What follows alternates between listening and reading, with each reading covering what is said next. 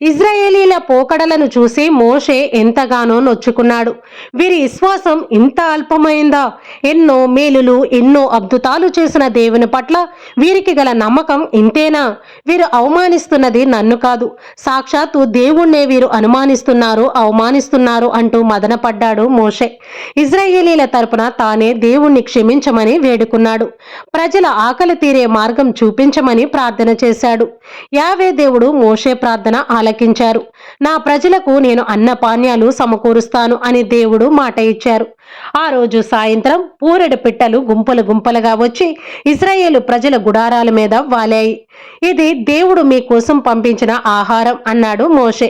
ఇశ్రాయేలీలు ఆ పూరెడు పిట్టలను పట్టుకొని భుజించారు. వారిలో కొంతమంది ఈ పూటకు దీనితో సరిపెట్టుకుంటాము, మరి రేపటి సంగతేంటి అని అడిగారు. ఏ రోజు కావలసిన ఆహారాన్ని దేవుడు ఆ రోజే సమకూరుస్తారు. దేవుని మహాశక్తిని అనుమానించకండి అన్నాడు మోషే. రెండవ రోజు ఉదయం ఇశ్రాయేలీలు నిద్రలేచి చూసేసరికి వారు విడిది చేసిన ప్రాంతమంతా దట్టమైన పొగమంచు కమ్ముకొని ఉంది.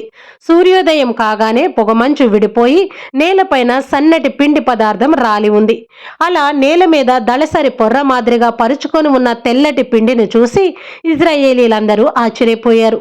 ఇదేమిటి, ఆకాశము నుండి ఇటువంటి పిండి పదార్థం రాలడం మనం కని విని ఎరగం కదా అని ఒకరితో ఒకరు చెప్పుకున్నారు.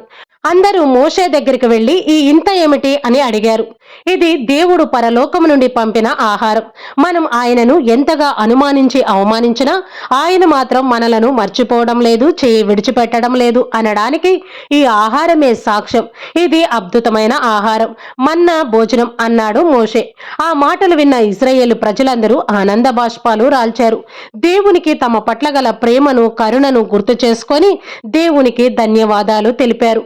ఈ రోజుకు అవసరమైన మన్నా పిండిని మాత్రమే మీరు తీసుకోండి, దానితో రొట్టెలు తయారు చేసుకొని భుజించండి అని చెప్పాడు మోషే. ఏ రోజుకు కావలసిన మన్నాను ఆ రోజు దేవుడు తప్పకుండా మనకు ప్రసాదిస్తారు. కాబట్టి అతి ఆశకి పోయి పోగు చేసుకొని నిల్వ చేసుకోవద్దు, ఇది వృధా ప్రయాస అవుతుంది అని స్పష్టంగా చెప్పాడు మోషే. మోషే చెప్పినట్లే ప్రతిరోజు ఉదయం ఇశ్రాయేలు ప్రజలు విడుదల చేసిన చుట్టుపక్కల ప్రాంతమంతా కూడా మన్నా కురుస్తూనే ఉంది. అయితే వారంలో 7వ రోజు విశ్రాంతి దినం కాబట్టి ఆ రోజు మన్నా కురిసేది కాదు. అందుకే 6వ రోజున మాత్రం 2 రోజులకు కావలసిన మన్నాను స్వీకరించి నిల్వ చేసుకోండి అని చెప్పాడు మోషే. ప్రజలు మోషే చెప్పినట్లే చేశారు. ఈ మన్నా భోజనం రాబోయే కాలంలో క్రీస్తు ప్రభు స్థాపించబోయే దివ్య సప్రసాదానికి ఒక గుర్తుగా, ముందస్తు సంకేతంగా నిలుస్తుంది.